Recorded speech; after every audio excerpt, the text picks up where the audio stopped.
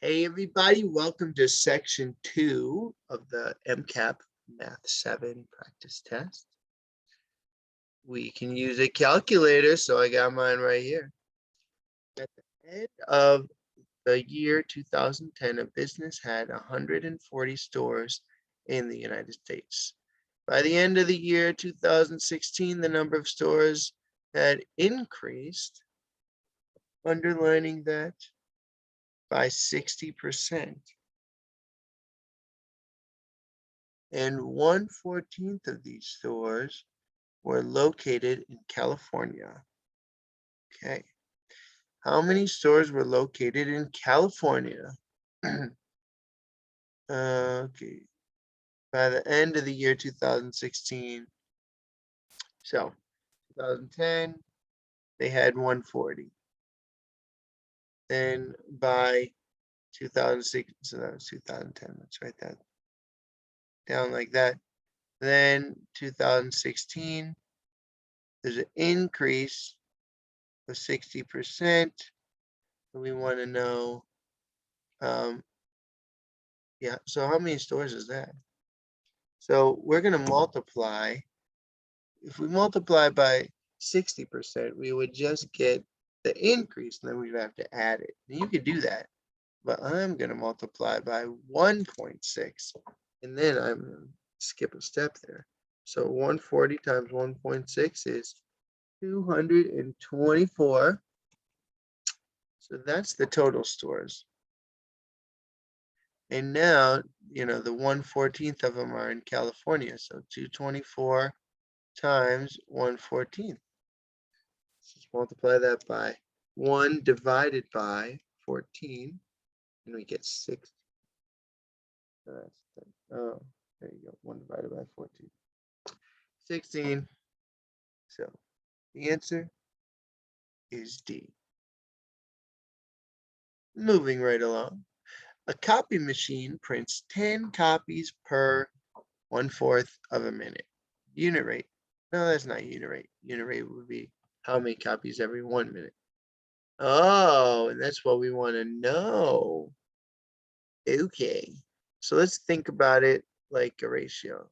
10 copies per 1/4 minute.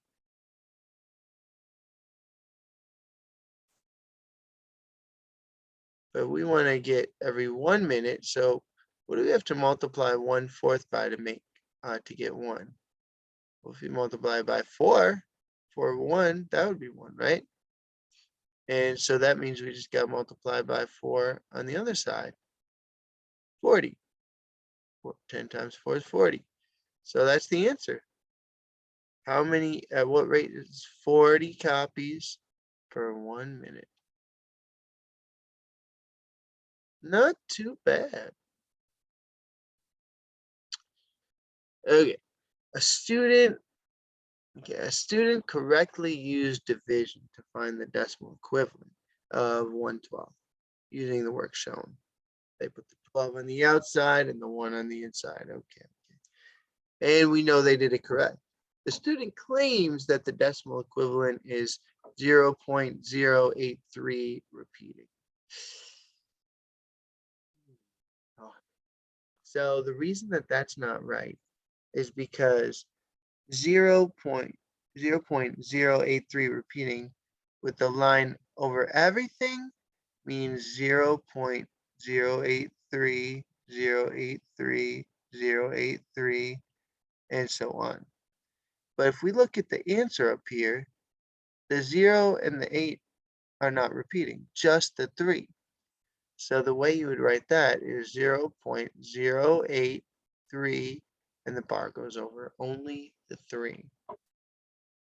And so I see that B cannot be the answer, but what's the difference between A and C here? Because I see, what are we doing here? The student's work shows 1-digit rule, which, okay, so that looks fine. The student shows that 2 digits will repeat. No, it doesn't. 1 digit will repeat. And there you go. All right. Here we go, number 4. A student will buy packs of AA batteries, packs of AAA batteries, and 1 pack of C batteries. The student will buy the same number of packs of AA, AAA batteries. Okay, same number. Each pack of AA batteries costs $10. Each pack of AAA, $5. Huh. Okay. The pack of C batteries costs $18. Good grief. The student will spend $108 just on batteries. Oh, can't do this question too much. Which equations can be used to determine X, the number of packs of each AA batteries, AAA batteries the student will buy? Okay, so since we know they're going to buy the same amount, but we don't know, we can call that X. But we know that each, and then, so yeah, so X is the number of AA and AAA batteries. And it looks like we bought 1 pack and we got the total, right? So we're going to say that the AA cost 10 and times the number we bought, X. And then the AAA cost 5 times the number we bought, X. And then the 1 pack of C, if we add all these together, we would get the total cost. Uh-oh. Phone alarm, 1 second. Oh, so this is the equation for our total cost. And so we can simplify it by combining these like terms. That would be 15x. So that's a 2-step equation right there. And so that's, oh, but I don't see this one. Okay, but hey, we could take this 18 and we could put it over on the other side. And that would give us 90, which I do see. And I know this one's not right and this one's not right because the coefficients of X are wrong. But it says select all that apply, so there's got to be another right answer. There's just got to be. And so it's not this one because we can't multiply the number of AA and AAA batteries by 18. That's the price of C batteries. But we could add the prices together for AA and AAA and multiply that by the number. So that would work. So E would work. But you see, this is like same sort of idea, but it's grouping that C. Can't group the C, there's only one C. So it's A and E. All right, any questions? Let's move on. A hotel wants to buy a pump to fill a hot tub with water. The lines graphed on the coordinate grid represent the rates at which 3 pumps can fill the hot tub with water. Okay. 3 pumps fill in the hot tub, different rates, time. So again, every time I have a graph, I look right at the axes and the labels to make sense of the problem. Gallons of water pumped. Okay, so yeah, we can see we have the slow pump, a medium pump, and a fast pump. And so you should know that this is slow because after 9 minutes, I've only pumped between 40 and 50. This is mid, we'll say, and this is fast. That pump is fast. See, after only 3 minutes, I've pumped 90 gallons of water with pump K. That's the pump I want. So what's the question? The hotel determined that the slowest of the 3 pumps can fill the hot tub with water in 90 minutes. Using this information, explain how to determine the number of minutes it will take for the fastest pump of the 3 to fill the. Okay, so we could all of these have these relationships. So okay, so 90 minutes. So let's do that. Yeah, okay, so it's a little puzzle here. So the slowest pump is P, and we see that it take took 90 minutes. So what do we want to figure out? We want to figure out how many gallons of water, right? So given 90 minutes, so we know that we have 10 gallons every 2 minutes, right? For the slow pump. 10 gallons every 2 minutes, which means 5 gallons every 1 minute. Okay, so 5 times the number of gallons equals 90 minutes. So if we divide by 5, then we get 18. So 18 gallons. And that's just such a, oh, I messed up here. Let me just pause really quick.